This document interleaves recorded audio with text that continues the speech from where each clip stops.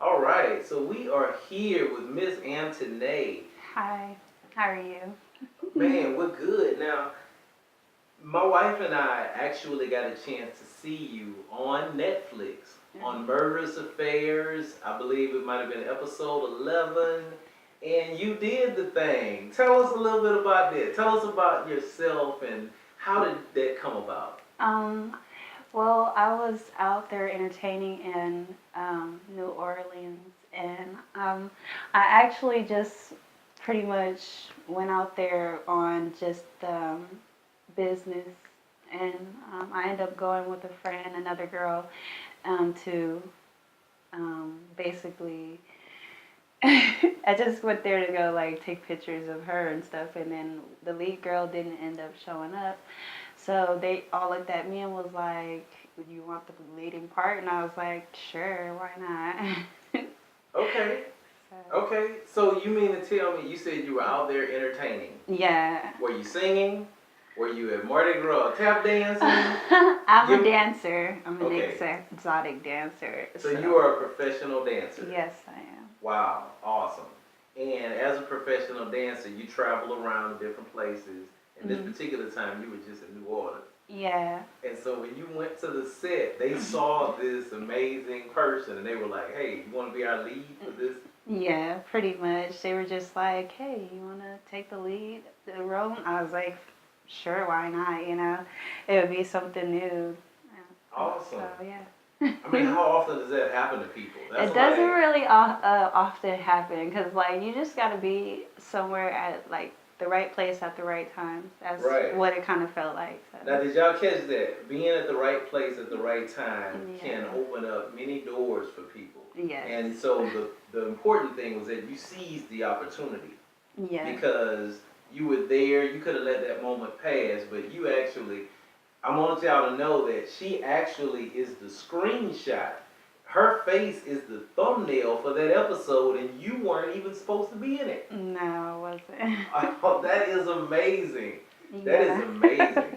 Man, so Antoneé, man, you have so many cool things. I want you to talk about another cool thing I heard about you, and I saw the do work sign. Now, that is something that is very legendary all Yeah. over the internet. I know that Mr. Big Black from Rob and Big used to wear that and endorsed that was his mantra. Yeah. So how did, obviously you guys were really, really close. Yeah. We were very close. So tell us the story.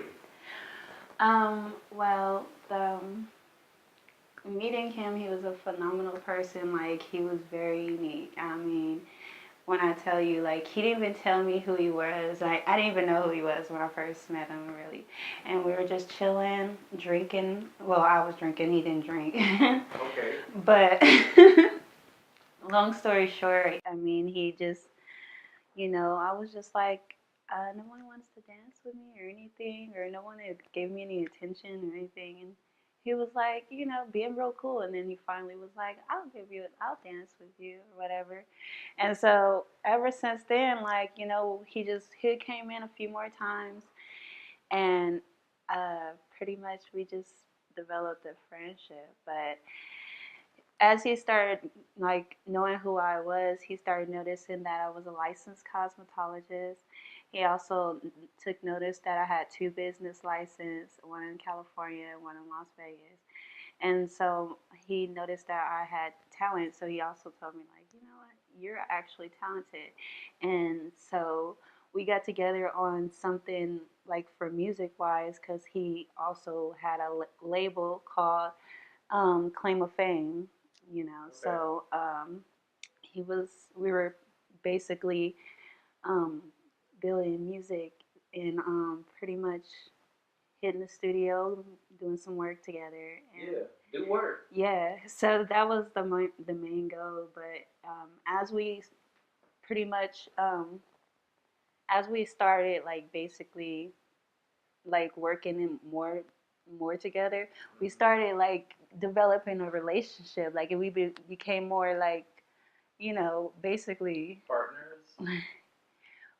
I started falling in love with him. You know, Okay. it was like more like, dang, I never met anybody like this person. Okay. Like he's so amazing to me, and he's like talked to me and to where I wanted to change my life as a person. I want to change me and be a better person. So Yes. so yeah, That's the best quality I think about any person or relationship or partner. They make you a better person. right. And So many times we get caught in relationships that make us worse, make us more insecure, more. yeah, And you know, and it's so good to refreshing when you can find a relationship that actually makes you a better person.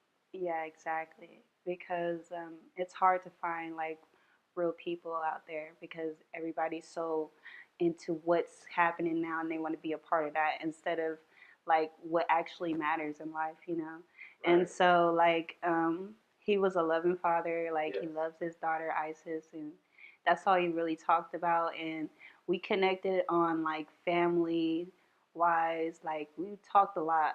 And I mean the story goes deep, but you know it is what it is. Like Right. I want to write a book about the whole thing and publish Okay. that and the whole experience. I mean, it's traumatizing to lose somebody that was like very close to you, you know? Right.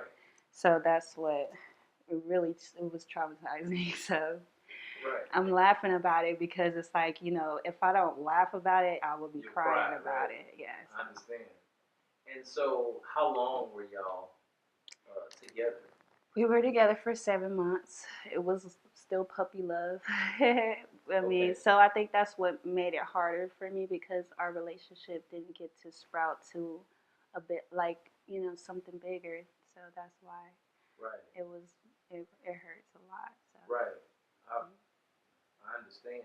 Now, tell us this. In reading some of the information about Big, I understood he didn't really like African American women as much. How did you stand out to a man who wasn't looking for someone of ethnicity? I know, right? That's so crazy. Well, it's the story behind that. So he grew up with ruthless black girls or whatever, and he didn't.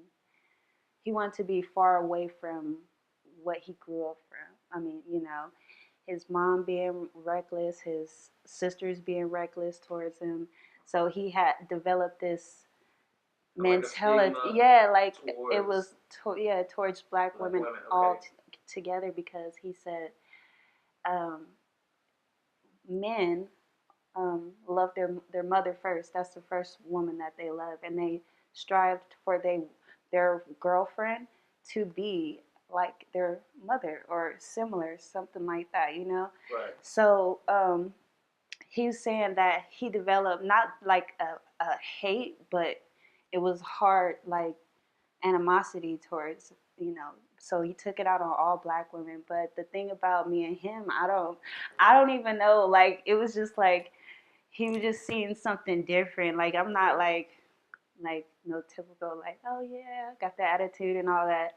It was more like we just connected, like our energy and our auras. We kind of just vibe together. So it was just like it was like more like I shouldn't have judged all black girls.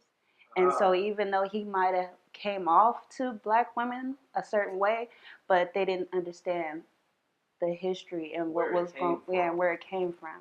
Gotcha. And all along, I mean, he took it out on all the black women, but they didn't understand his background. So he wanted to be far away from him, so that's why he married a white woman instead of just being. I mean, there's more to being. Yeah, there's more to that story too. So oh man, well, I mean, it's crazy. Like it was really crazy. So. Wow. You are a very interesting person. I tell you, like not many people have had those unique set of circumstances that have sort of revolved around their life. What's next for you? I mean, I love like music and all that, but I want to just kind of fall back on like the hair industry and the business of just opening my salons and stuff. I mean, of course, I also want to open a boutique, which I will be guaranteed to have a boutique because I create bras. They're all unique. They're sexy. You know, it's just They're so amazing. Just Yeah. go buy them. No, I'm Okay. joking. Every piece of work is detailed, and every um, bra has love from me. Okay. All You engraved in hand it. make them. Yes. Is that right? Yeah, I hand make every bra. I make bathing suits, and more things are coming soon. So, Wow. Yes. That is awesome. yeah. So we're gonna see. You're one of those faces. I think people need to just get used to this face. If you look on Netflix, you can see this face. If you're in the right um, high class club and you want an exotic dance, then you can see that face. What do you go by? I go by Nefertiti. She's the Egyptian queen, of course, because every woman should be empowered and feel like a queen. So I chose that as well. And I also loved her story. I'm into all the Egyptian knowledge. So, yes, I'm all into like mummies and pyramids and all types of, ebonics. Right. Okay. Okay. So, yeah, that's the reason why. I mean, her whole story is about love. So, and I feel like I'm all about love too. I'm very soft, but yeah, just don't get me on the bad side. So let that be known. There is a bad funny. side to You're Miss funny. Nefertiti. Is that right? Yes. So, okay. Well, that is awesome. We're going to take a break then. How about that? All right, that's fine.